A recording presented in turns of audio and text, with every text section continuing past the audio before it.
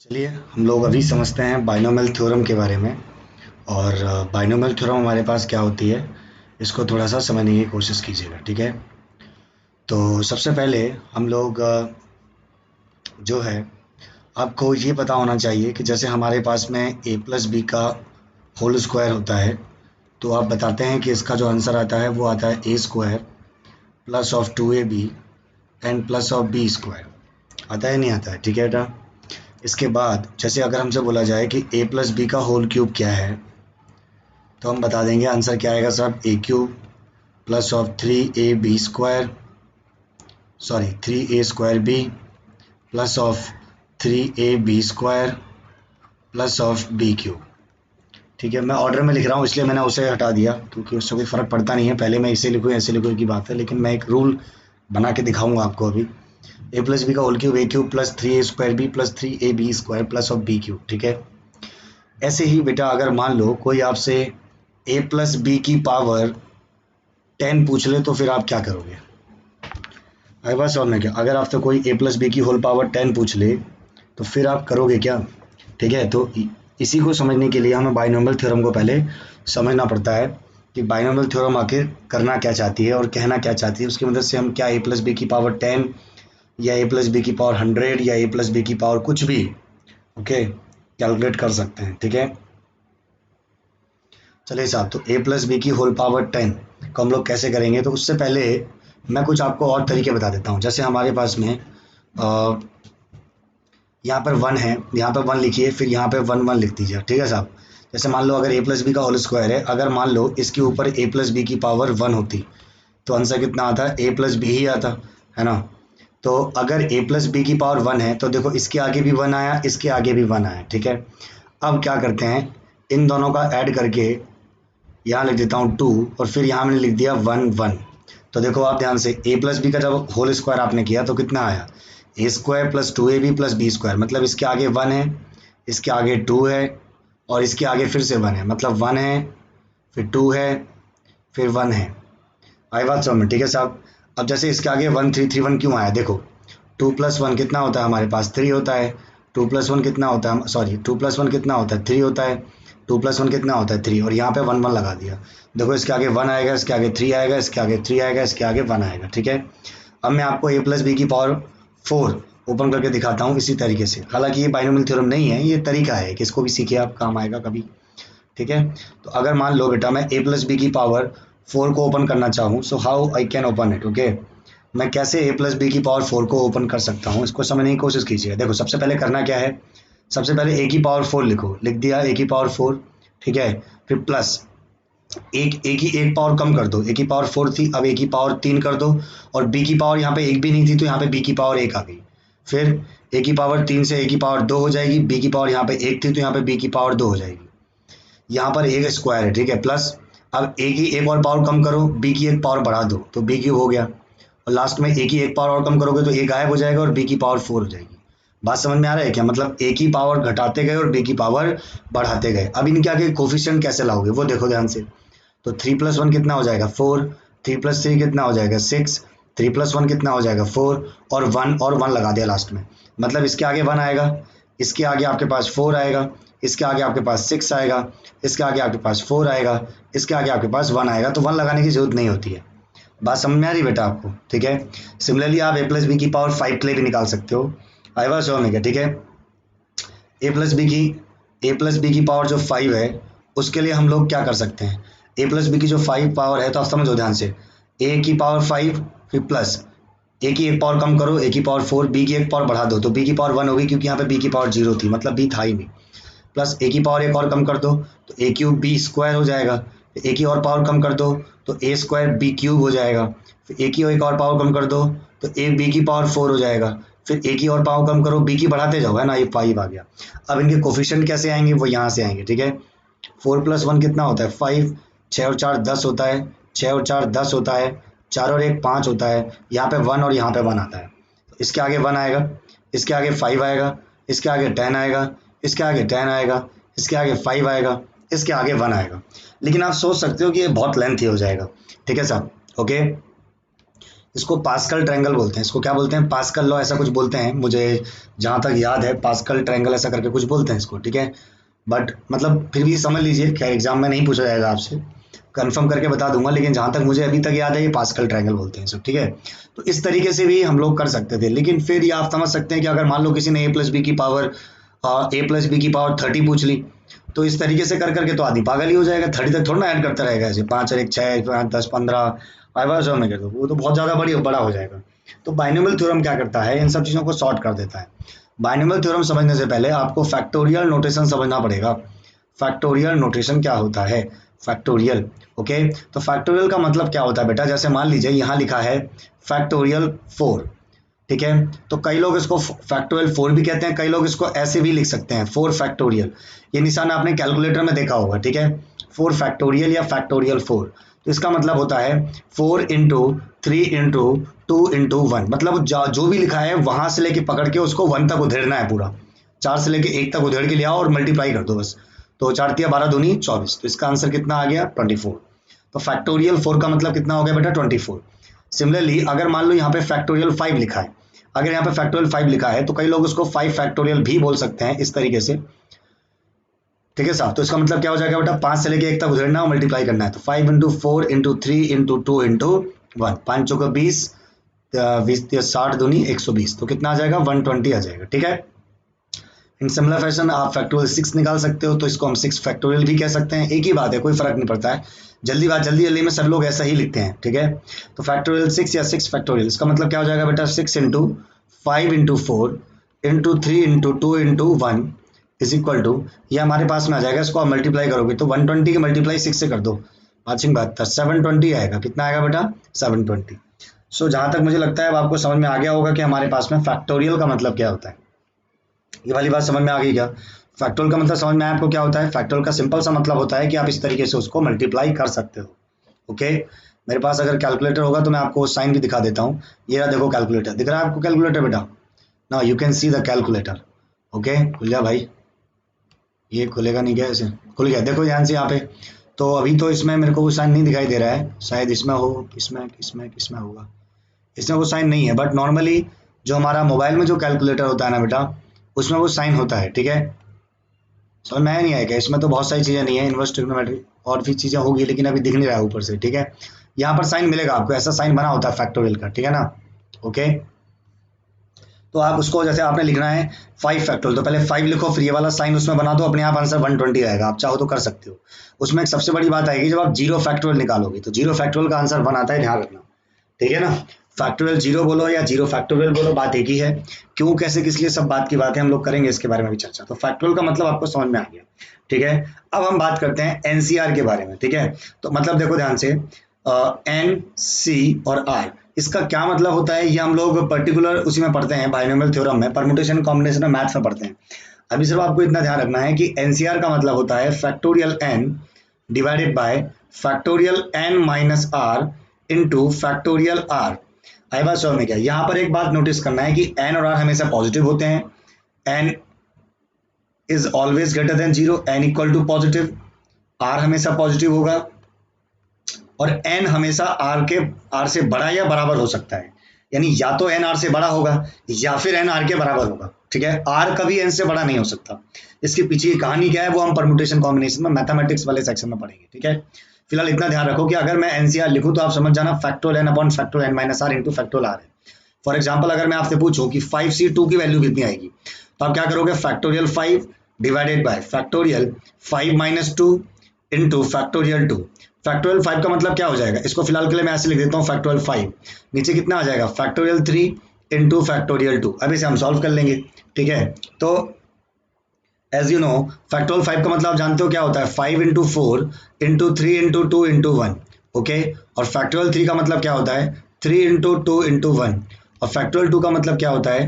2 into 1। तो 3 से 3 cut जाएगा, 2 से 2 कट जाएगा, और यहाँ पे हो जाएगा 2 2 4। So the answer is 10। इसका मतलब 5C2 की वैल्यू कितनी आ जाएगी? 10 आ जाएगी। आई बात समझ में? ठीक है साहब। तो 5C2 की वैल्यू कितनी आ जाएगी? 10। अगर आपसे कोई बोले कि 8C10 की वैल्यू बताओ, तो आंसर क्या आएगा? नॉट पॉसिबल, क्योंकि मैंने कहा ना कि आर एन से बड़ा नहीं हो सकता। समझ में आया कि नीचे वाला जो है ऊपर वाले से बड़ा नहीं हो सकता, बराबर हो सकते हैं दोनों। अगर ऐसे होता 10c10 तो हम वैल्यू निकाल देते और इसका आंसर 1 आएगा। आई बात समझ में क्या? नीचे वाला बड़ा नहीं हो सकता, ऊपर वाला बड़ा हो सकता है। तो एनसीआर का मतलब समझ में आ गया होगा आपको, ठीक है? ओके, तो ये हमारे पास में आता है, ठीक है? वैसे एनसीआर का मतलब होता है एम थिंग्स में से आर थिंग्स कलेक्ट करने के तरीके। आई बात समझ में, ठीक है? वो हम पढ़ेंगे वहां पे परमुटेशन कॉम्बिनेशन में, ठीक है साहब? लेकिन फिलहाल आप इसको समझने की कोशिश कीजिएगा कि एनसीआर का असली मतलब ये होता है। तो आप डरिएगा मत, है ना? आपके पास जो कैलकुलेटर वगैरह होंगे उसमें सब लिखा होगा, तो उसका मतलब समझ जाइएगा, ठीक है? कि एनसीआर का मतलब ये होता है। ओके, अच्छा, कई बार क्या इस फॉर्मूले को लगाना थोड़ा टफ पड़ जाता है, तो इसलिए हम क्या करते हैं, शॉर्टकट यूज करते हैं। ओके, शॉर्टकट क्या होता है कि मान लो अगर मेरे पास में लिखा है 10c2, तो 10c2 का मतलब हो जाएगा कि 10 को 2 बार खोलना है, यानी कि 10 इंटू 9 और डिवाइडेड बाय नीचे 2 है तो 2 इंटू 1। जैसे मान लो यहाँ पर होता है 20c3, इसका मतलब 20 को कितनी बार खोलता है मैं, 20 इंटू 19 इंटू 18 डिवाइडेड बाय नीचे कितना आ जाता है बेटा, 3 इंटू 2 इंटू 1। ऐसे अगर मान लो मेरे पास यहाँ पे 50c4 होता, और अगर मेरे पास 50c4 है तो हम इसको कितनी बार उधेड़ देंगे, 4 बार, यानी 50 into 49 into 48 into 47 divided by नीचे कितना आ जाएगा, 4 इंटू 3 इंटू 2 इंटू 1। सो मेरे हिसाब से अब आपको समझ में आ गया होगा, ठीक है साहब, कि मैं कहना क्या चाह रहा हूँ। मतलब ये फॉर्मूला आपको याद रखना जरूरी नहीं है, आप केवल इस चीज को याद रखो कि जो यहाँ लिखा होता है उसको उतनी बार उधेड़ना होता है। जैसे यहाँ 10c2 था तो मैं 10 इंटू 9 अपॉन 2 इंटू 1 किया, 20c था तो 20 को 3 बार उधेड़ा, 20 इंटू 90 इंटू 80 और नीचे 3 इंटू 2 इंटू 1।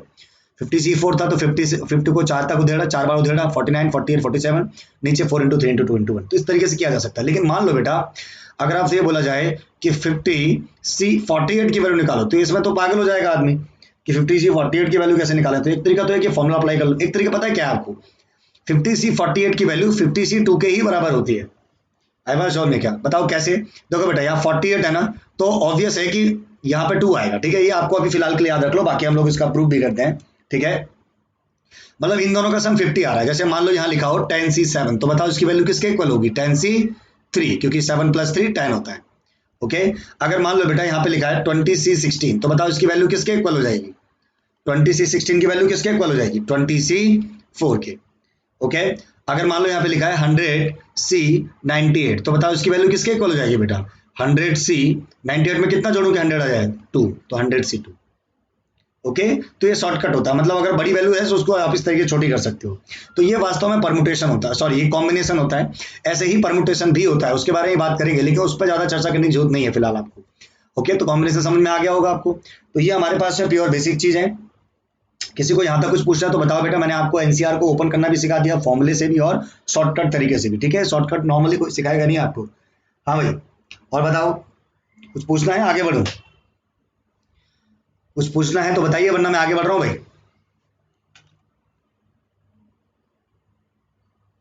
बोलो बेटा, कुछ पूछना है क्या?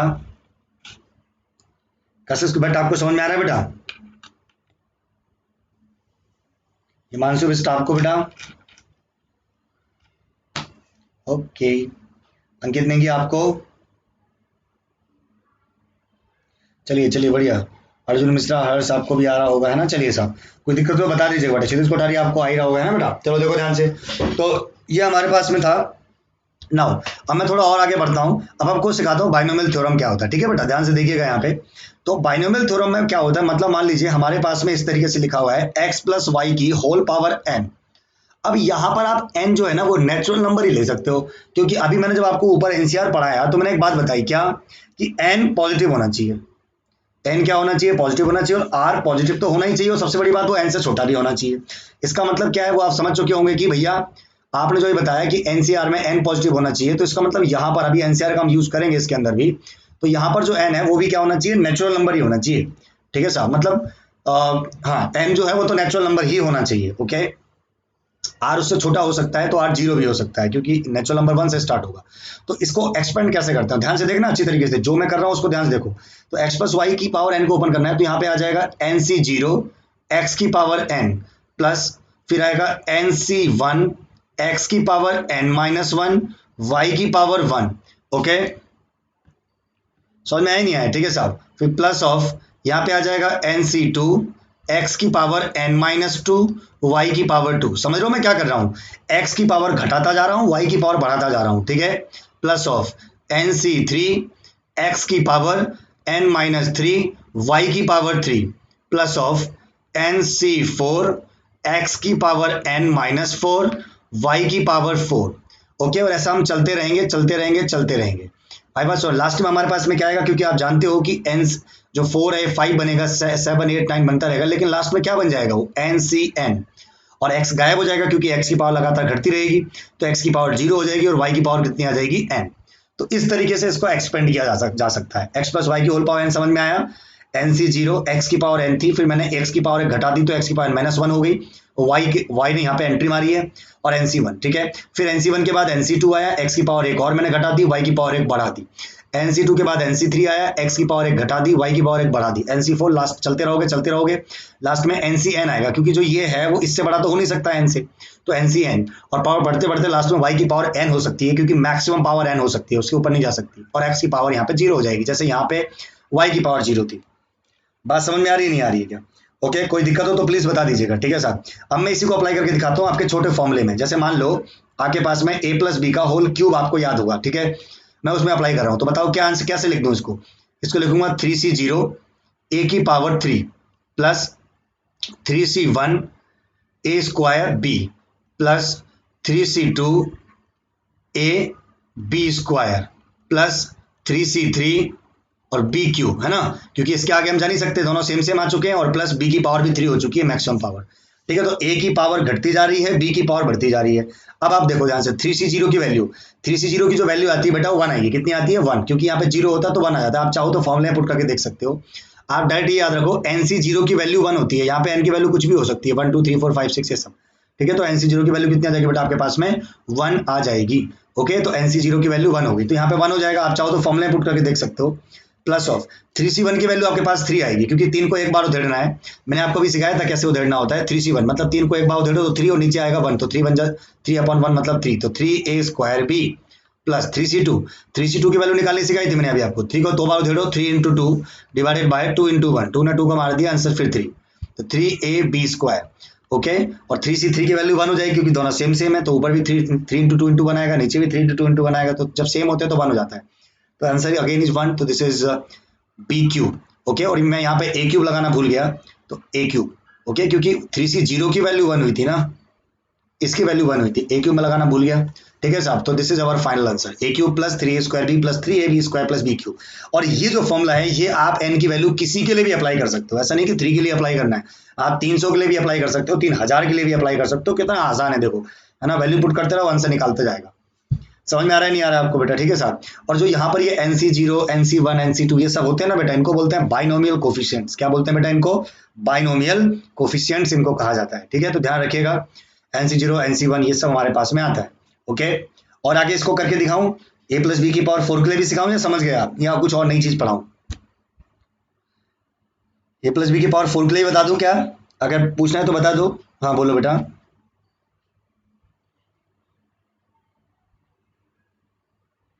बड़े नंबर का वो कर लो, उसमें क्या है, वो और लेंथ ही पड़ा होता जाएगा, और कुछ नहीं है उसमें। जैसे मान लो हमारे पास ये है, जो अब a प्लस बी की पावर 7 ले लूं फिर हल के लिए, चलो ठीक है 7 ले लेते हैं। ओके, अब सुनो ध्यान से बेटा, तो हम शुरू करते हैं 7 से, तो कितना आएगा देखो बेटा, 7C0 a की पावर 7 प्लस 7C1 a की पावर 6, b एंट्री मार देगा यहाँ पे, b की पावर 1 आ जाएगी, क्योंकि b की पावर यहाँ पे 0 थी, यहाँ 1 हो गई, a की पावर यहाँ 7 थी, यहाँ 6 हो गई, प्लस 7C2 a की पावर 5 और b का स्क्वायर प्लस 7C3 a की पावर 4 b का क्यूब प्लस 7C4 a की पावर 3 b की पावर 4। ओके, प्लस बी की पावर बढ़ती आ रही है, ए की पावर घटती आ रही है, 7C5 ए का स्क्वायर बी की पावर 5 प्लस 7C6 ए बी की पावर 6 प्लस 7C7 और फाइनली बी की पावर भी 7। नहीं आया समझ में आपको? अब बाकी तो वैल्यू निकाल दोगे ना बेटा इतने साथ इन सब की, 7C0 है ना, हाँ बस ठीक है। तो 7C इस तरह से मैंने अभी आपको बताया, शॉर्टकट भी सिखाया। वैसे भी 7C3 7C4 की वैल्यू सेम होगी, 7C2 और 7C5 की वैल्यू भी सेम होगी, 7C1 और 7C6 की वैल्यू भी सेम होगी। पता है ना क्यों सेम होगी? क्योंकि जो नीचे वाले हैं उनका सम करके ऊपर वाला आ जाता है। मैंने आपको बताया था अभी कि अगर मैं 100C 98 की वैल्यू निकालूं तो वो वही आएगी जो 100C 2 की आएगी, क्योंकि 98 प्लस 2 100 होता है ऐसे ही, ठीक है। तो इस तरीके से आप इसको ओपन कर सकते हो। मैंने मेन फॉर्मुला भी सिखा दिया, अगर कुछ ना आए तो मेन फॉर्मुला ही अप्लाई कर देना, factorial n upon factorial n minus r into factorial r। तो अब आपको फैक्टोरियल भी समझ में आ गया और सारी बेसिक चीजें समझ में आ गई। अब हम बात करते हैं कि अगर कोई एनी इंडेक्स के लिए हमें अप्लाई करना हो, ठीक है, binomial theorem for any index, आई बात समझ में क्या, binomial theorem for any index, ठीक है साहब। तो एनी इंडेक्स के लिए बाइनोमियल थ्योरम कैसे अप्लाई किया जाता है, इसको थोड़ा समझने की कोशिश कीजिएगा, ठीक है साहब। तो binomial theorem for any index, if you want to calculate binomial theorem for any index, तो ध्यान से देखिएगा हमारे पास में क्या आता है। जैसे मान लीजिए, आवाज आ रही है सबके पास, हेलो, आवाज आ रही है बेटा? चलिए साहब, अब सुनो ध्यान से। जैसे मान लो बेटा हमारे पास में यहाँ पे लिखा हो 1 प्लस एक्स की पावर एन, अगर इस तरीके से दिया गया हो, ध्यान रखना 1 प्लस समथिंग होना चाहिए, 1 प्लस एक्स की पावर एन अगर आपके पास दे रखा है बेटा, मान लीजिए 1 प्लस एक्स की पावर एन आपको दे रखा है, तो अब इसे आप क्या कर सकते हो, और ये जो है ना, ये हर इंडेक्स के लिए वैलिड है। इंडेक्स का मतलब होता है ये, आई बात समझ में, ठीक है साहब। हर इंडेक्स का मतलब ये नेगेटिव पॉजिटिव कैसा भी हो चलेगा, ठीक है, ओके। नाउ तो ध्यान दीजिएगा ध्यान से, यहां पर हमारे पास में क्या फॉर्मूला बन जाता है, तो होता क्या है कि इसका जो फॉर्मूला आता है वो ये आता है बेटा, 1 plus N X plus of N into N minus one upon factorial 2 into X square plus N into N minus one into N minus two upon factorial 3 into X cube, और ये चलता रहेगा बहुत आगे तक। आई बात समझ में क्या, ये एन की किसी भी वैल्यू के लिए वैलिड है, लेकिन ऊपर वाला जो बताया वो सब नेचुरल नंबर के लिए, ध्यान रखना, ओके। उसमें एन की वैल्यू जीरो भी नहीं हो सकती, ठीक है ना साहब, ये ध्यान रखिएगा आप, ओके। समझ में आया नहीं है, यहाँ पे एन की वैल्यू आप कुछ भी ले लीजिए, कोई दिक्कत नहीं है। तो 1 प्लस एक्स की power N equal to 1 plus N X plus N into N minus one upon factorial 2 X square plus N into N minus two N minus one into N minus two upon factorial 2 into X square. इसके आगे वाला भी term आप समझ गए होंगे क्या आएगा, N into N minus one N minus two N minus three upon factorial 4 into X की पावर 4 है, चलता रहता है आगे तक। लेकिन होता क्या है बेटा, कि सुनो ध्यान से, हम लोग फिजिक्स में इसका कैसे यूज करते हैं, सबसे ज्यादा फिजिक्स में इस चीज का यूज होता है, आई वाज सॉल्व में क्या, लेकिन पूरा पढ़ाना जरूरी था, क्योंकि आप समझते हैं कोई भी चीज अगर आपको आ गई तो इसमें कोई बुराई नहीं है, ठीक है। और ये ऐसा भी नहीं है कि बहुत बड़ी मैथ्स हो, जिसके पास तुम में से मैथ्स नहीं है, ऐसा कोई है इसमें? क्षितिज के पास मैथ्स है, हर्ष के पास है, अर्जुन के पास है, अंकित के पास है, हितेश के पास है, हिमांशु, कशिश बट आपके पास क्या है, बायो या मैथ या दोनों? बायो, हाँ। तो चलिए, अब जैसे आप हैं तो ये आपके लिए बहुत अमृत है, मतलब ये तो आप ये समझ लीजिए कि आपको तो ये पढ़ना ही है, ओके। ये सब चीजें सीखते जाओगे तो आपको बहुत फायदा मिलेगा, क्योंकि कुछ एग्जाम्स ऐसे होते हैं बेटा जिसमें नॉर्मल मैथ्स आती है, तो फिर आपको आगे चल के उसमें दिक्कत नहीं आएगी अगर आप ये बेसिक चीजें सीखते जाओगे तो, ठीक है।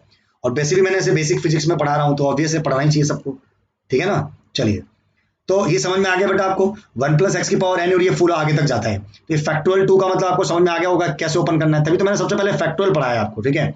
नाउ अब फिजिक्स में कैसे यूज करते हैं, फिजिक्स में होता क्या है बेटा, हमारे काम के केवल इतना टर्म होता है 1 प्लस एन एक्स, बस। क्या होता है 1 प्लस एन एक्स, देखो क्या होता है बेटा, कि नॉर्मली क्या होता है कि जो x होता है ना, हम जब भी अप्लाई करते हैं तो हम तब अप्लाई करते हैं जब यहाँ पर x जो है बहुत छोटा हो। अगर if x is very small, if x is very small, अगर x छोटा हो, चलो स्मॉल ही मान लो, अगर मान लो तुमने कहा जी x की वैल्यू 0.05 है, now you can think about x square. Now what happen with x square, x square की वैल्यू कितनी आएगी, समझ जानते हो कितनी आएगी, 0.0025 मेरे ख्याल से। क्या सही करा मैंने, ये चेक कर लेना आप, x को x से मल्टीप्लाई करना, मेरे हिसाब से सही है 0.0025, सही है क्या है, चेक करना एक बार, हाँ सही है। अरे यार चेक तो कर लो भाई, मैं सब छोटी मोटी कैलकुलेशन करता नहीं हूँ ना, इसलिए मेरे बहुत गलतियां होती है इसमें, समझ बात को, यस ओके। नाउ तो 0.0025, तो आपको क्या लगता है कि ये चीज कोई लिखने लायक है, या इसको नेग्लेक्ट ही कर दो? ऑब्वियस, जब एक्स स्क्वायर इतना आया है, then you can think about X cube, उसमें तो 6 के बाद आएगा, समझ बात को, 0.000, फिर 25 की इससे मल्टीप्लाई होगी तो लास्ट में 125 आएगा, छोटा और छोटा हो गया ये। तो इसका मतलब क्या है कि एक्स स्क्वायर छोटा, फिर एक्स क्यूब उससे भी छोटा, तो आगे के टर्म क्या होते हैं बेटा, नेग्लेक्ट होने लग जाते हैं। क्या होने लग जाते हैं, आगे के टर्म सारे के सारे नेग्लेक्ट होने लग जाते हैं, ओके। चलिए, तो आगे के टर्म क्या होते हैं बेटा, नेग्लेक्ट होने, क्योंकि यहाँ पर एक्स स्क्वायर है, और अगर एक्स स्मॉल, अगर एक्स छोटा है, तो ऑब्वियस है ये वाला टर्म लिखने की जरूरत नहीं है, आप इसे नेग्लेक्ट कर सकते हो, इसे नेग्लेक्ट कर सकते हो, इसके आगे वाले तो बात करने की बात ही नहीं है फिर। तो क्या बचता है, ओनली 1 प्लस एन एक्स, तो हम यहाँ तक की बात करते हैं, आई बात समझ में क्या। और इसका मतलब हम क्या बोलते हैं कि जो पावर है उसको सीधा अंदर मल्टीप्लाई कर दो। तो फिजिक्स में हम इस तरीके से यूज करते हैं, मान लो कहीं पर आ जाए कि 1 plus delta X upon x, और यहाँ पे लिखा हो उसकी पावर -2, तो हम इसको डायरेक्ट अंदर मल्टीप्लाई कर देंगे, तो हम बोल देंगे 1 - 2 delta X upon X. Are you understanding what I am saying? क्यों मल्टीप्लाई करा मैंने यहाँ पे, -2 की मल्टीप्लाई मैंने सीधी आगे कर दी, क्योंकि अभी मैंने सिखाया ना ऊपर आपको 1 प्लस एन एक्स, अभी क्या सिखाया मैंने आपको ऊपर 1 प्लस एन एक्स, ये इसलिए तो सिखाया आई बात समझ में कि आप इसका मतलब समझो कि n के आगे n को मल्टीप्लाई कर दो आप, इसमें जो n है इसकी सीधी मल्टीप्लाई कर दो विद साइन। देखो -2 था तो मैंने माइनस से मल्टीप्लाई करा, ठीक है, +2 था तो प्लस से भी कर देता। तभी तो मैंने बोला binomial theorem for any index, n की वैल्यू कुछ भी हो चलेगा। ओके, तो मल्टीप्लाई कर दिया। आगे आप जानते हो कि आगे वाले टर्म लिखने की जरूरत नहीं है, तो उसको हम नेगलेक्ट कर देते हैं, क्योंकि क्या आएगा फिर यहाँ पे डेल्टा एक्स अपॉन एक्स है, तो जब यहाँ रखोगे तो डेल्टा एक्स अपॉन एक्स का होल स्क्वायर आएगा। Delta X upon X is already a very small quantity, then you can think about the square of that quantity, okay, और also about cube of that quantity. बहुत छोटे होते जाएंगे तो उनको लिखने की जरूरत ही नहीं है, ओके, क्योंकि आपको पता है कि 1 करोड़ में 1 रुपए नहीं जोड़ा जाएगा, बेवकूफी होगी। ओके, अगर आप 1 करोड़ की बात कर रहे हो तो उसमें ऐसा थोड़ा लिखोगे 1 करोड़ प्लस 1 रुपए, है ना। हालांकि 1 करोड़ की अपनी अलग महिमा है, बात अलग है, वैल्यू तो 0.0000000 भी बहुत होती है, लेकिन फिलहाल अपन अगर देखें कैलकुलेशन के हिसाब से देखें तो नियम ये कहता है कि आप 1 करोड़ में 1 मत जोड़ो, क्योंकि उसकी कोई औकात ही नहीं 1 करोड़ के सामने। वैसे ही आगे के टर्म ऑटोमेटिकली नेगलेक्ट होते रहेंगे। बात समझ में आ रही कि नहीं आ रही है? तो एक तो नेगलेक्ट करना आपको सीखना है कि हम कभी भी किसी भी चीज को नेगलेक्ट कब करते हैं, जब वो चीज बहुत छोटे होने लग जाती है तो उसको हम लोग नेगलेक्ट कर देते हैं, ठीक है। समझ में आया नहीं आया क्या? ओके, तो ये सारी की सारी बातें होती है। देखो एक होता है, जैसे मान लो बेटा, एक हमारे पास यहाँ लिखा होता है कि x is greater than r, और एक लिखा होता है x is very greater than r, और एक x लिखा होता है x is very very greater than r। Okay, x greater than r, x is very greater than r, फिलहाल इसको छोड़ दो। तो आप समझ सकते हो, ये तो चलो एक बार के लिए ठीक है x इज ग्रेटर, लेकिन x is very greater than r का मतलब बहुत ज्यादा छोटा हो जाएगा r, तो ऐसे केस में इसको नेगलेक्ट किया जा सकता है। आर स्क्वायर वाले चीजों को, आर स्क्वायर, आर क्यूब, इन सबको हम हटा सकते हैं। समझ में आया? क्योंकि x के सामने r नहीं टिकेगा। जैसे मान लो अगर यहाँ पे आ जाए x square minus R square, तो मैं x square minus R square में से आर स्क्वायर को वैसे ही हटा दूंगा, सब x स्क्वायर बचेगा बस। बात समझ में आ रही है कि नहीं आ रही है? ओके, क्योंकि r is already very less than x। Okay, तो आप सोचो कि x स्क्वायर और बड़ा हो जाएगा। जैसे मान लो भाई x क्या है, x को मान लो आप थोड़ी देर के लिए 100, और r को मान लो आप थोड़ी देर के लिए 0.01। अब आप सोचो जब आप x स्क्वायर करोगे तो 10,000 आएगा, ओके, और जब आप r स्क्वायर करोगे तो आप समझ सकते हो कि 0.0001 आएगा। तो आप समझ सकते हो कि 10,000 में से 0.001 माइनस करना मतलब एक प्रकार से बेवकूफी है। इससे अच्छा हम सीधा 10,000 ही लिख दें, बात खत्म। और ऐसा आप अकेले करने वाले नहीं हो, दुनिया में सभी ऐसा करते हैं, ठीक है। ओके, तो इस तरह से हम लोग नेगलेक्ट करते हैं तो हमारे आंसर भी मैच करते हैं, बट अगर प्योरली किया जाए तो भी माना जाएगा, ठीक है। तो हम इस नॉर्मली ऐसे हम लोग कैलकुलेशन ही करते हैं, ठीक है। ओके, बात समझ में आ रही है आपको? ठीक है साहब, ठीक है। तो ये हमारे पास में प्योर बेसिक चीजें हो जाएंगी बेटा, और यहाँ तक आपको अच्छी तरह समझ में भी आ गया होगा। किसी प्रकार की कोई दिक्कत अगर यहाँ तक है तो प्लीज बताइए मुझे। अगर यहाँ तक किसी प्रकार की कोई दिक्कत है तो मुझे बताइए प्लीज। आपको समझ में आ गया होगा कि हम कैसे जो है पावर को अंदर मल्टीप्लाई कर देते हैं। ओके, तो इसमें ज्यादा सोचने विचार करने वाली बात नहीं होती है, ठीक है। आज से ध्यान रखना, अगर आपके पास में इस तरह से पावर आ जाए और 1 प्लस समथिंग और समथिंग बहुत छोटा हो तो 1 प्लस एन एक्स लिख के आ जाना, मतलब पावर को सीधा अंदर मल्टीप्लाई कर देना बिना सोचे समझे, और आपका आंसर सही भी आएगा, ठीक है बेटा। चलिए साहब, अभी हम लोग डेरिवेशन करेंगे आगे, तो मैं इस तरह की कैलकुलेशन करूंगा, इसलिए बता रहा हूं मैं आपको। अच्छा, एक और बात, आप अच्छी तरह जानते हो कि साइन 0 डिग्री कितना होता है? 0 होता है। चलो मुझे बताओ साइन 30 की वैल्यू कितनी होती है? यहाँ लिखता हूं मैं इसको, ठीक है। Sine 0 is 0, sine 30 is 1/2, sine 45 is what 1/√2। Okay, sine 60 is what, sine 60 हमारे पास में होता है √3/2, and sine 90 is 1, and sine 90 is 1। ये वाली बात समझ में आ रही है आपको? ठीक है बेटा, कोई दिक्कत तो नहीं इस तरीके से। Sine 0 0, sine 30 1/2, sine 45 1/√2, sine 60 √3/2, sine 91। जैसे जैसे एंगल बढ़ता है वैसे वैसे साइन में वैल्यू भी बढ़ती जाती है। ये वाली बात समझ में आ गई क्या? ठीक है साहब, जैसे जैसे एंगल बढ़ता है वैसे वैसे साइन की वैल्यू भी बढ़ती जाती है, ठीक है। तो इसमें हम लोगों को एक बात तो ये ध्यान रखनी होती है, ऐसे ही tan के साथ भी होता है। अगर आप tan की बात करो तो tan 0 की वैल्यू 0 होती है। अगर अपन लोग बात करें tan 30 डिग्री, tan 30 की वैल्यू 1/√3 होती है। 1/√3 को मेरे हिसाब से हम लोग 0.57 बोलते हैं, एक बार आप चेक कर लेना। 1/√3 को जहां तक मुझे याद है 0.57 बोलते हैं, फिर भी आप चेक कर लीजिएगा, ठीक है। या 1/√3 याद रख लो फिलहाल के लिए, इसको शायद ये बोलना तो चाहिए, यही बोलते होंगे शायद से 0.57 ऐसी कुछ है, ठीक है।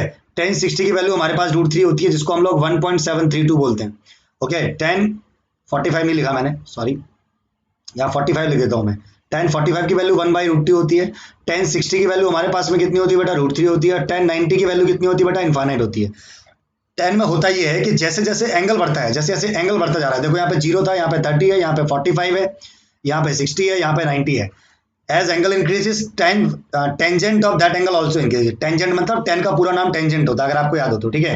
तो tan 0 0 मतलब जैसे जैसे एंगल बढ़ता जाता है tan की वैल्यू भी बढ़ती जाती है 90 डिग्री तक, तो आप देखो इनफाइनाइट तक पहुंच जाती है वो, ठीक है। अच्छा, दूसरी बात क्या होती है, नॉर्मली अगर if theta is small, if theta is small, if theta is small, अगर थीटा स्मॉल हो तो हम लोग tan थीटा को थीटा लिख सकते हैं, ओके, और साइन थीटा को भी थीटा लिखा जा सकता है, ये ध्यान रखना।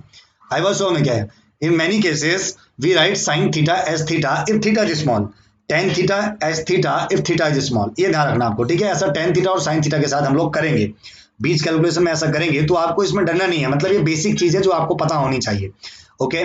बाकी आपको ये वैल्यूज निकालनी आनी चाहिए, ठीक है। कि हमारे पास में 10 120 की वैल्यू कितनी होती है, 10 150 की वैल्यू कितनी होती है, 10, ये मत सोचना ये मैथ्स का टॉपिक है, ऐसा मत सोचना है, प्योर फिजिक्स है, ठीक है। ओके अगर आपको एडवांस लेवल की फिजिक्स पढ़नी है, मतलब नीट एम्स, नीट तो चलो ठीक है, नीट भी में भी इतनी भी आसान नहीं आती कि आप जितना समझो, ठीक है। उसके लिए भी आपको सारी वैल्यूज पता होनी चाहिए, ठीक है। क्योंकि जब तक आपको 10 की वैल्यू नहीं पता होगी, मान लो कल के दिन उसने ऐसा स्लोप बना के दे दिया, तो फिर आप क्या कर लोगे, स्लोप कैसे निकालोगे, क्योंकि आपको पता है कि स्लोप का मतलब 10 होता है। तो 10 की क्या, सबकी वैल्यू पता होनी चाहिए आपको, दुनिया में किसी भी एंगल की वैल्यू निकाल सकते हो अगर आपने ट्रिग्नोमेट्री नाम की हमारी पूरी प्लेलिस्ट सही तरीके से देखी हुई है, ठीक है। वो हमने प्लेलिस्ट क्यों बनाई हुई है, वो आपके लिए इसलिए बनाई हुई है ताकि आप उसको समझें, आप उस प्लेलिस्ट को देखें, ओके। डिफरेंशिएशन की जो मैंने वीडियो बनाई हुई है उसको आप चीजों को देखें, डिफरेंशिएशन आपके करना बहुत काम की चीज है। इंटीग्रेशन की वीडियो आप देखें, पहला पार्ट दूसरा पार्ट उसका जितना भी हो सकता है, ठीक है। जो मैथ्स वाले बच्चे हैं उनको तो पूरा ही देख लेना चाहिए, क्या प्रॉब्लम है भाई उसमें, कुछ चीजें ऐसी आएंगी जो समझ में नहीं आएंगी, 2-3 बार देखोगे तो लत लग जाएगी धीरे धीरे उस चीज की, अपने आप समझ में आने लग जाएगा, ओके। बहुत बड़ा फायदा हो जाएगा अगर आपने ये समझ लिया तो। समझ लो जान होते हैं बेटा ये कैलकुलस के, ठीक है। मतलब कोचिंग के नहीं, कैलकुलस में जो मैथ्स नाम की ब्रांच, मैथ्स में जो कैलकुलस नाम की ब्रांच होती है उसके। और ट्रिग्नोमेट्री तो सभी को आनी चाहिए, ये सारी वैल्यू निकालना सीख लीजिएगा, ठीक है। ओके पहले बता रहा हूं मैं आपको, अच्छी तरीके से बहुत काम आएगा आपको, ठीक है बेटा। और ऐसी मैंने कोऑर्डिनेट ज्योमेट्री की भी एक शॉर्ट वीडियो बना रखी है, उसको भी सबको देखना है, चाहे फिजिक्स वाला हो चाहे मैथ्स वाला हो, कोई भी बच्चा होगा वो उसे देखेगा, फिजिक्स मतलब बायो वाला, ओके। उससे क्या फायदा होगा आपको, आपको एक बेसिक नॉलेज मिल जाएगी कि इक्वेशन कैसे बनाते हैं। जैसे आपने मेरी पुरानी वीडियो देखी हो 6:30 बजे वाली, मतलब परसों वाली, तो मैंने उसमें सिखाया था, हिमांशु बिस्ट्रो था उसमें, उस वाली वीडियो में भी परसों जब मैं 6:30 बजे पढ़ा रहा था, तो मैंने सिखाया था कि y माइनस वाई वन कसिस भी थी, है ना, इक्वेशन ऑफ लाइन कैसे बनाते हैं हम लोग। तो उसके ऊपर कोऑर्डिनेट ज्योमेट्री में तो और आगे तक है, उसका पूरा ही देख लो, क्या दिक्कत है भाई, बस समझ में क्या, उससे आपका दिमाग जो है थोड़ा और डेवलप हो जाएगा और चीजें जल्दी समझ में आएंगी बेटा। फिजिक्स में आपने देखा स्लोप हुआ, डिफरेंशियल मैंने करके दिखा दिया, इंटीग्रेशन भी हम फिजिक्स में कर ही रहे हैं, तो these are the basic things, okay, जो आपके काम आएगी, आपके समझ में आएंगी, इसलिए उनको समझने की कोशिश कीजिएगा, ठीक है ना। तो ये हो गया हमारे पास बाइनोमियल थ्योरम। तो आपको ट्रिग्नोमेट्री भी समझ में आ गई है, कोऑर्डिनेट ज्योमेट्री मैंने कल पढ़ा दी थी, डिफरेंशियल इंटीग्रेशन में मैंने आपको समझा दिया, बाइनोमियल थ्योरम का भी बेसिक जो नॉलेज होना आपके पास चाहिए वो भी सिखा दिया, फैक्टोरियल नोटेशन भी आपको मैंने सिखा दिया कि फैक्टोरियल क्या चीज होती है हमारे पास में, ठीक है साहब। ये सारी चीजें जो है ये सब कुछ हमारे पास क्या होता है बेटा, बेसिक होता है, इसलिए आप इसको समझने की कोशिश कीजिएगा, ठीक है। आज मैं आपको डिफरेंशिएशन का थोड़ा सा और एक्स्ट्रा पोर्शन भी सिखा देता हूँ, ठीक है। देखो ध्यान से, जैसे मान लो अगर बेटा हमसे बोला जाए कि dy dx ऑफ, और यहाँ लिखा हो x की पावर 5, तो आप तुरंत आंसर बोल दोगे भैया आंसर 5x की पावर 4 आएगा, क्योंकि अब आपको ये चीजें आ चुकी हैं। लेकिन मान लो बेटा यहाँ पे लिखा हो dy dt और यहाँ लिखा हो x की पावर 5, अब आपका आंसर 5x की पावर 4 नहीं आएगा, ऐसे लिख दोगे तो गलत हो जाएगा। आई बात समझ में, क्यों गलत होगा, क्योंकि देखो ध्यान से, आप यहाँ पर डिफरेंशिएट टाइम के रिस्पेक्ट में कर रहे हो और यहाँ पर x है, तो फिर आपको x का भी करना पड़ेगा। तो इसका जो सही आंसर आएगा वो आएगा 5x की पावर 4, फिर x का भी करो तो आंसर आएगा dx by dt, ये आपका आंसर आएगा फाइनली। जैसे मान लो अगर मैंने यहाँ लिख दिया dy dy और यहाँ लिखा है x की पावर 7, तो आंसर कितना आएगा 7x की पावर 6, कितना आएगा 7x की पावर 6, फिर x का भी y के रिस्पेक्ट में करो तो dx अपॉन dy, ओके। ये ध्यान रखना। अब आप बोलोगे भैया यहाँ आप ऐसा क्यों नहीं करते हो, यहाँ भी करता हूं मैं, देखो x की पावर 5 था तो x की पावर 5 को मैंने क्या लिखा 5x की पावर 4, फिर मैंने x का x के रिस्पेक्ट में किया तो dx अपॉन dx आएगा और dx से dx कट जाएगा, इसलिए हम उसे लिखते नहीं है, लेकिन यहां तो लिखना पड़ेगा ना। ये वाली बात समझ में आ रही है कि यहाँ तो आपको लिखना पड़ेगा, ये बहुत काम की चीज है, ठीक है। समझ में आया नहीं आपको, ओके ना। यहाँ देखो ध्यान से, जैसे मान लीजिए हमारे पास में ये है डी वाई, और मान लीजिए यहाँ दे दिया गया D Y D T of, मान लो यहाँ लिखा हुआ है एक्स स्क्वायर प्लस 2, और आपको बोला जाए कि इसका आंसर बताओ, तो आप क्या बोलोगे, या एक्स स्क्वायर प्लस, चलो ठीक है, इसका आंसर क्या आ जाएगा 2x प्लस 2 का हो जाएगा 0, फिर x का भी करना पड़ेगा तो dx अपॉन dt, क्या आ जाएगा dx अपॉन dt, क्योंकि x का कर रहे हो t के रिस्पेक्ट में हो रहा है, इसलिए x का भी करना पड़ेगा आपको। अब बात समझ में आई कि नहीं आई आपको, तो इस तरीके का डिफरेंशिएशन करना भी आपको सीखना है, इस तरीके की गलतियां बिल्कुल मत करिएगा, ठीक है। कोई दिक्कत तो नहीं है ना, किसी प्रकार की कोई दिक्कत है तो बताओ बेटा, अभी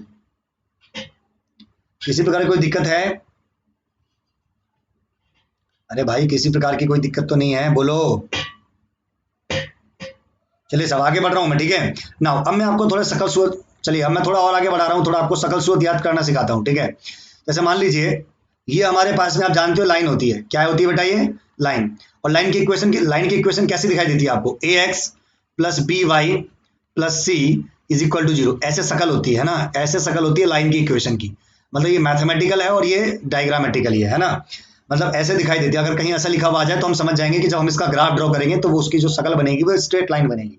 समझने के लिए बोल रहा हूं मैं ऐसा, ठीक है। लेकिन मान लो अगर ये तो चलो आपको पता है लाइन के बारे में, एज यू नो, आपको पता है क्या चीज है, आप इसको जानते हो, ये क्या चीज है, क्या चीज है बेटा ये? आप स्पीकर ऑन करके बताओ भाई, अरे बोलो भाई, ये क्या चीज है, ये क्या चीज यहाँ पे क्या बनाया मैंने? पहला पॉइंट हो गया स्ट्रेट लाइन, दूसरा पॉइंट ये क्या चीज है, बोलो भाई। सर्कल है बाबू, क्या है? सर्कल है। Okay okay, very good. चलो ये तो पता है आपको, सर्कल है। चलो ये तो आप डायग्राम देख के बता दिए हो ना। अगर इसकी इक्वेशन लिखी हुई आ जाए फिर क्या करोगे? तो इसकी इक्वेशन ऐसे दिखाई देती है, X square plus Y square plus of 2gx plus of 2fy plus C equal to 0। ये इसकी असली शकल है, ये मैथमेटिकल वाली शकल है। ये हम लोग कोऑर्डिनेट ज्योमेट्री में पढ़ेंगे मैथमेटिक्स में, लेकिन बायो वालों को केवल इतना पता होना चाहिए कि मैथ की इक्वेशन ऐसी होती है, एक्स स्क्वायर प्लस वाई, मतलब मैथ में सर्कल की इक्वेशन ऐसी होती है, मैथमेटिकल इक्वेशन है ये। X square plus Y square plus 2gx plus 2fy plus equal to 0। या तो ऐसी होगी या फिर ऐसी होगी, X square plus Y square equal to R square. Okay, ये वो सर्किल है जिसका सेंटर ओरिजिन होता है। ये वो सर्कल है जिसका सेंटर क्या होता है बेटा? ओरिजिन। जिसका सेंटर क्या होता है? ओरिजिन होता है 0,0, और जिसकी रेडियस होती है r। और ये वो सर्कल है जिसका सेंटर होता है -g, -f, और इसकी रेडियस हमें निकालनी पड़ती है एक फॉर्मूले से, r is equal to square root of g square plus of F square minus C. तो ये आपको याद रह जाए तो इट्स ओके, लेकिन ये ध्यान जरूर रखना कि सर्किल ऐसे दिखाई देता है, X square plus Y square equal to R square. मतलब अगर आपसे बोला जाए कि अगर कोई पार्टिकल सर्कुलर मोशन कर रहा है और 4 ऑप्शन दे दिए जाएं तो आप समझ जाना कि ऐसी इक्वेशन मिलेगी, तो यही सर्कुलर मोशन की इक्वेशन है। ओके, देखो सर ऐसा बोल सकता है कि सर्कुलर पाथ है। सर्कुलर पाथ को ना सर्कुलर ट्रेजेक्ट्री भी कहा जा सकता है। बेटा ट्रेजेक्ट्री नाम का एक वर्ड आपको सुनने को मिलेगा फिजिक्स में, trajectory. What is the actual meaning of trajectory? Trajectory का मतलब होता है सर्कुलर, मतलब ट्रेजेक्ट्री का मतलब होता है बेटा पाथ। ओके, ऐसे समझ लो कि ट्रेजेक्ट्री का मतलब क्या होता है? पाथ। ओके, मैंने बोला किसी की ट्रेजेक्ट्री सर्कुलर है तो समझ लेना वो उसकी शक्ल ऐसे दिखाई देगी मैथमेटिकली। ओके, तो इस सर्किल की इक्वेशन ये होती है, और इसी का छोटा फॉर्म है ये, क्योंकि जिस दिन जी और एफ 0 हो गया उस दिन इसके सेंटर ओरिजिन हो जाएंगे, क्योंकि -g और -f है ना सेंटर। तो अगर जी और एफ 0 0 हो गया तो यहाँ भी 0 यहाँ भी 0 बचेगा ओनली। इस तरह से दिखाई देती है फिर इक्वेशन। ओके, सर्किल समझ में आया? सर्किल में कुछ पूछना है किसी को बेटा?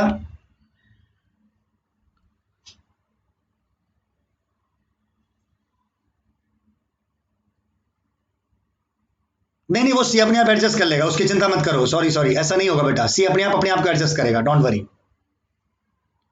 ओके, यहां पर जो इस केस में जब सी की वैल्यू होगी ना बेटा, वो अपने आप आपको ऐसा कुछ देंगे कि जिससे वो अपने आप को एडजस्ट कर लेगा। ठीक है, हेलो, समझ में आ रहा है क्या बेटा आपको?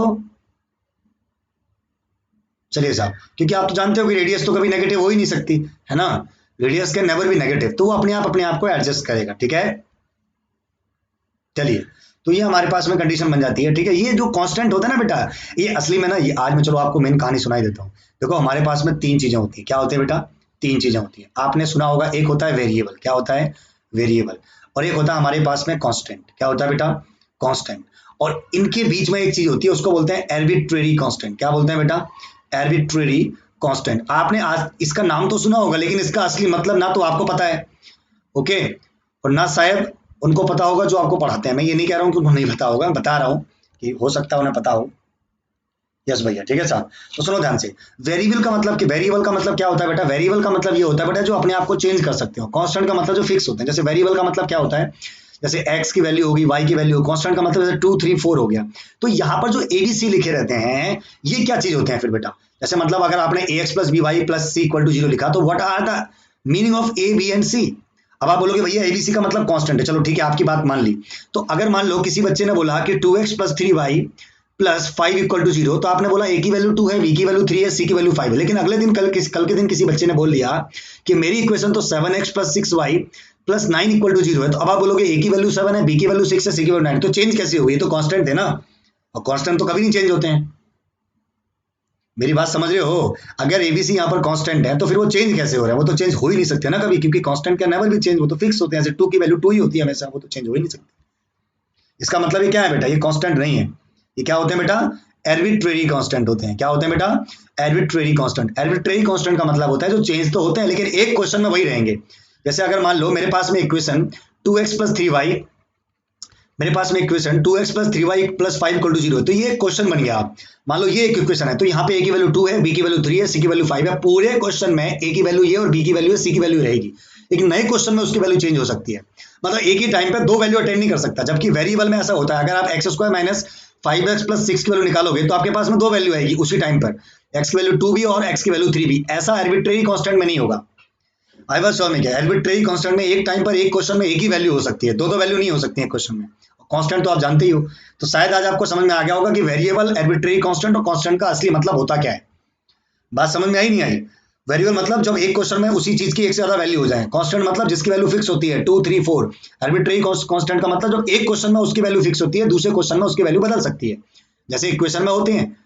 समझ में आया नहीं आया? तो नॉर्मली जो ये सब जो यहाँ पे ये होते हैं ना बेटा, A B C ji F ये सी, ये सब क्या क्या चीज होते हैं बेटा? These are the arbitrary constant, मतलब ये उस क्वेश्चन के हिसाब से फिक्स है। क्वेश्चन चेंज होते ही अपने आप को बदल सकते हैं। जैसे अभी देखो आप यहाँ पे बदल गए ए और बी की, ए और बी सी की वैल्यू। समझ में आया आपको बेटा?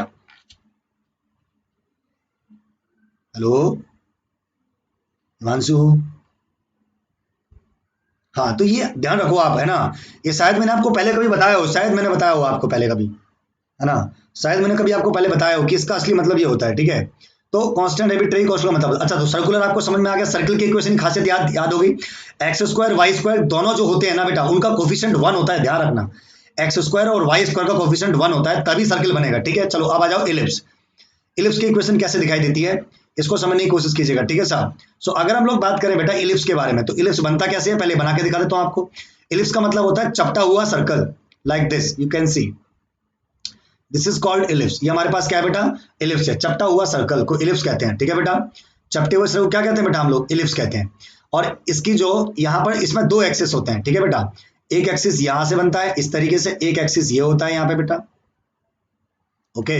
एक एक्सिस इस तरीके से बनता है बेटा, और एक एक्सिस ऐसे होता है बेटा। मैं थोड़ा आपको ऐसे मैं ऊपर ऊपर से नॉलेज दे रहा हूँ, मैथ्स में पूरा डीपली पढ़ेंगे इसको, ठीक है। चलिए साहब अब सुनो ध्यान से, दो एक्सिस होते हैं बेटा, जो छोटा है उसे माइनर, जो बड़ा है उसे मेजर एक्सिस बोलते हैं, ठीक है। इलिप्स ऐसा भी बन सकता है और लेटा हुआ वैसे भी बन सकता है, मतलब समझ गए ना आप कैसा वाला? मतलब ऐसे भी बन सकता है, इस तरीके से भी बनाया जा सकता है इलिप्स, ठीक है। एक को बोलते हैं वर्टिकल, जो ये वाला इलिप्स है, this is the vertical ellipse, this is the vertical ellipse and this is the horizontal ellipse, ठीक है। इसकी इनकी जो इक्वेशंस होती है, खैर इतना बड़ा मुद्दा फिजिक्स में नहीं है, अभी हम मैथ्स में पढ़ेंगे। इक्वेशन ऐसे दिखाई देती है, X square upon A square plus Y square upon B square is equal to 1। ये हमारे पास क्या होती है बेटा? इलिप्स की इक्वेशन होती है। ये हमारे पास एक नॉर्मल इक्वेशन है इलिप्स की, जिसका सेंटर ऑरिजिन है 0,0। एक ऐसा इलिप्स जिसका सेंटर ऑरिजिन होता है वो ऐसे दिखाई देता है, ओके। और यहां पर अगर आप देखो ध्यान से, अगर ए और बी बराबर हो गया, जैसे मान लो आपने इसकी मल्टीप्लाई कर दी, क्रॉस इसकी बोलो एलसीएम लो यहाँ पे, तो कितना आएगा? B square X square plus of इसकी यहाँ मल्टीप्लाई करो तो कितना आ जाएगा? ए स्क्वायर वाई स्क्वायर, फिर इसके नीचे ए स्क्वायर बी स्क्वायर आएगा, उसकी मल्टीप्लाई 1 से कर दूंगा तो ए स्क्वायर बी स्क्वायर। ध्यान से देखो तो इक्वेशन वास्तव में आपको ऐसे दिखाई देगी। और यहाँ पर एक्स स्क्वायर और वाई स्क्वायर के कोफिशिएंट सेम नहीं है, यहाँ पे बी स्क्वायर है, यहाँ पर ए स्क्वायर है, ओके। समझ में आया नहीं आया आपको? ठीक है, इसका मतलब ये सर्कल सर्कल नहीं है। जिस दिन ए की वैल्यू बी के बराबर हो गई, जिस दिन ए की वैल्यू बी के बराबर होगी तो क्या होगा? जैसे मतलब अगर ए की वैल्यू बी के बराबर होगी तो बी की जगह ए लिख सकता हूं, तो यहाँ क्या आ जाएगा? A square X square plus A square Y square is equal to A square into A square. फिर ए स्क्वायर कॉमन ले लोगे यहाँ से, तो उस ए स्क्वायर से इधर वाला ए स्क्वायर कट जाएगा, तो बचेगा X square plus Y square equal to A square. तब जाके वो सर्कल बनेगा। मतलब जिस दिन मेजर एक्सिस और माइनर एक्सिस सेम हो जाएंगे, उस दिन इलिप्स एक सर्कल में तब्दील हो जाएगा। बात समझ में आ रही है क्या? So what is the actual difference between ellipse and circle, okay. Ellipse और सर्कल में क्या खासियत होती है बेटा? एक्स स्क्वायर वाई स्क्वायर का कोफिशिएंट अगर सेम है, सेम भी नहीं होना चाहिए, 1 होना चाहिए, ध्यान रखना, ओके। 1 ही बनाना है आपको उसे, और सेम होगा तो 1 बन भी जाएगा, ठीक है। तो कोफिशिएंट 1 होना चाहिए, तभी जाके वो सर्कल बनेगा, ठीक है। अदरवाइज वो क्या कहलाएगा बेटा? आपका इलिप्स कहलाएगा, ठीक है ना। इलिप्स समझ में आ गया? ये दिखाई ऐसे देता है, और मैथमेटिकल उसकी ऐसी इक्वेशन होती है, सबसे बेसिक इक्वेशन है, ठीक है। एडवांस लेवल में हम लेके जाएंगे इसको मैथ्स में, फिलहाल के लिए इतना समझ लीजिए आप, ठीक है। चलिए इसके बाद अगर हम लोग देखें तो हमारे पास में क्या आता है भाई? इसके बाद हमारे पास में आता है बेटा पैराबोला। क्या आता है बेटा? पैराबोला। पैराबोला हमारे पास में 4 टाइप के बनाए जा सकते हैं, ठीक है। पैराबोला हमारे पास में 4 टाइप के बनाए जा सकते हैं। एक हमारे पास बनता है इस तरीके से, एक पैराबोला हमारे पास इस तरीके से बनता है, एक पैराबोला हमारे पास में इस तरीके से बनता है, ओके। इस तरीके से बनाया जा सकता है पैराबोला, ठीक है। थोड़ा और इसको, मेरी आर्ट अभी थोड़ी खराब है यहाँ पे, ठीक है साहब, ओके। और एक पैराबोला कुछ इस टाइप से ही बना सकते हो आप, लाइक दिस। एक पैराबोला आपने इस तरीके से बना दिया, लाइक दिस, ओके। और एक पैराबोला मैंने इस तरीके से बना लिया, लाइक दिस, ओके। इस तरीके से मैंने पैराबोला बना ली, ठीक है साहब। ये 4 टाइप के पैराबोला के केसेस पॉसिबल है। इस एक को बोलते हैं ये राइट वर्ड पैराबोला है, क्योंकि राइट की तरफ है, लेफ्ट वर्ड है, अपवर्ड है, डाउनवर्ड है, ठीक है। इसमें 4 इक्वेशंस होती है। देखो मैं 4 इक्वेशन लिख के दिखा रहा हूँ। इसका आंसर हमारे पास में आएगा y square equal to 4ax, मतलब इसकी शक्ल ऐसी होती है। इस वाले पैराबोला की इक्वेशन होती है y square equal to -4ax, minus क्यों, क्योंकि आप समझ सकते हो माइनस x एक्सिस की तरफ है। इसकी इक्वेशन होती है x square equal to 4ay, और इसकी इक्वेशन होती है x square equal to -4ay। Okay, आपको अब आप बोलोगे हमें कैसे याद रहेगा, आपको केवल एक इक्वेशन याद रखनी है, y square equal to 4ax, उसी से आपको बाकी सारी बन जाएगी। तो पहली बात तो पैराबोला की इक्वेशन में एक स्क्वायर होता है, मतलब या तो x का स्क्वायर होगा या फिर y का स्क्वायर होगा, दोनों स्क्वायर में नहीं मिलेंगे आपको। पैराबोला की इक्वेशन की एक खासियत होती है, ठीक है। दोनों किस में नहीं मिलेंगे आपको, स्क्वायर में नहीं मिलेंगे। जैसे यहाँ पे y स्क्वायर है तो x स्क्वायर नहीं है, यहाँ पर x स्क्वायर है तो y स्क्वायर नहीं है, जबकि इलिप्स में और सर्कल में आपने देखा कि x स्क्वायर भी था, y स्क्वायर भी था। अगर दोनों के कोफिशिएंट सेम थे तो वो सर्कल था, दोनों के कोफिशिएंट अलग अलग थे तो वो पैराबोला था। एक हाइपरबोला भी होता है, उसके बारे में बात करेंगे। ये समझ में आया। अब बोलोगे भैया आपको कैसे पता कि किसकी इक्वेशन क्या होगी, सुनो ध्यान से। पैराबोला का मुंह उधर खुलता है जिसकी पावर कम होती है, जैसे यहाँ पे y की पावर 2 है और यहाँ पे x की पावर 1 है। तो हम किस तरीके से याद कर सकते हैं चीजों को, है ना। यहाँ पर x की पावर 1 है, y की पावर 2 है, तो मुंह किधर खुलेगा, जिसकी पावर कम है। जैसे मैं बोल रहा हूँ वैसे बोलो, उसका मुंह उधर खुलेगा जिधर पावर कम है। तो सुनो ध्यान से, इसमें देखो x square equal to 4ay है, तो यहाँ पे y की पावर 1 है, x की पावर 2 है, तो मुंह किधर खुलेगा, जिधर पावर कम है, तो y की तरफ खोल दिया। अब नेगेटिव है तो नेगेटिव वाले में खोल दो, जैसे यहाँ पे y स्क्वायर 4x पॉजिटिव वाला है, प्लस 4x है, माइनस 4x उधर खुल गया। इसमें भी x square equal to -4ay है, प्लस 4ay, तो प्लस वाला तो ऊपर की तरफ, माइनस वाला नीचे की तरफ। तो आई थिंक आपको समझ में आ गया होगा, जिसकी पावर कम होगी उधर की तरफ मुंह खुलता है। ये सबसे घटिया किस्म के पैराबोला हैं, ठीक है।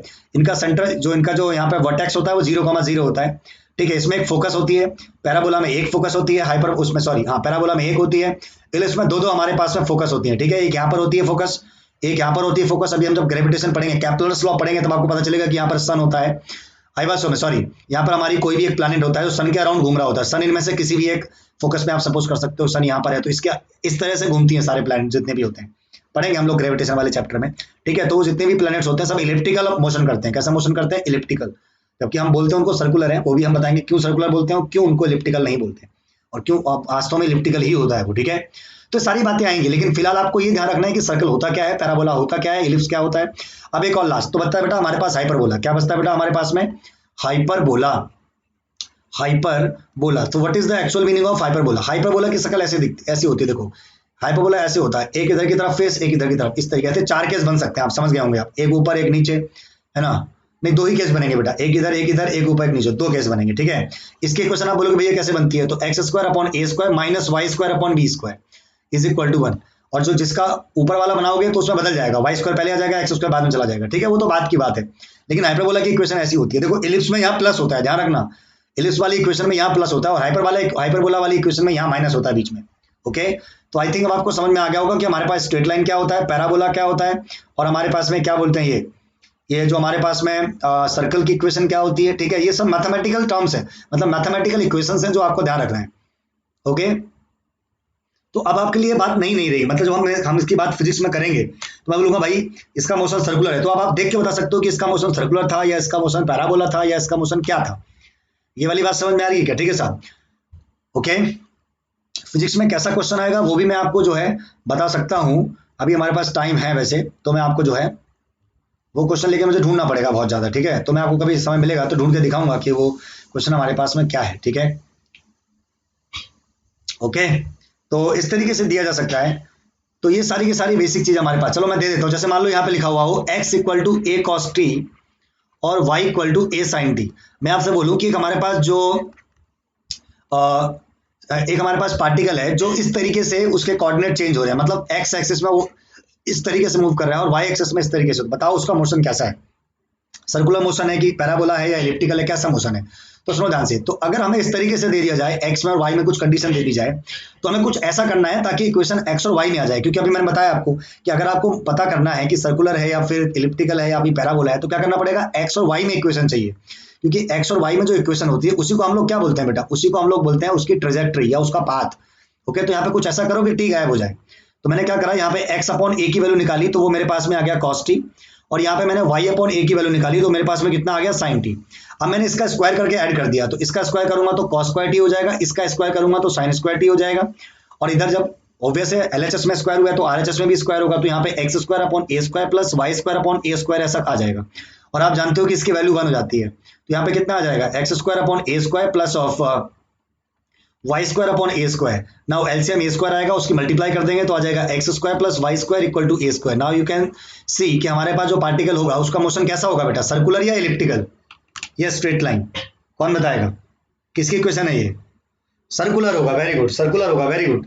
तो समझ में आया। अब आप ये बोलोगे कि भैया आपको कैसे पता चला कि एक्स अपॉन ए करके कॉस टी साइन टी ऐसे लिखना है, फिर उसका स्क्वायर करना है, इसी को तो प्रैक्टिस करना बोलते हैं। आई बात सुन, जब धीरे धीरे आप प्रैक्टिस करोगे ना बेटा, 50 क्वेश्चन की प्रैक्टिस करोगे तो फिर आगे के 10 अपने आप बनेंगे आपसे, ठीक है। समझो बात को, सोचो कि आगे के 10 बन जाए बिना 50 करे, तो ये संभव नहीं है। ओके, तो थोड़ी सी प्रैक्टिस आपको करनी पड़ेगी, धीरे धीरे आप चीजों को अच्छी तरह समझ पाएंगे। ओके, यहाँ तक समझ में आ गया होगा, तो शायद मैं यहाँ तक समझाने में सफल रहा, आपको समझा दिया मैंने कि हमारे पास क्या कंडीशन बन सकती है, ठीक है। और ये सारी की सारी हमारे पास में प्योर बेसिक चीजें हैं। ओके, और चलिए तो बहुत है इतना आज के लिए, है ना। बाकी 7:30 बजे मैं लिंक भेजता हूँ अभी, तो उस पर आप ज्वाइन हो जाइएगा। Thank you so much. पानी वगैरह पी लीजिए आप भी, मैं भी पी लेता हूँ।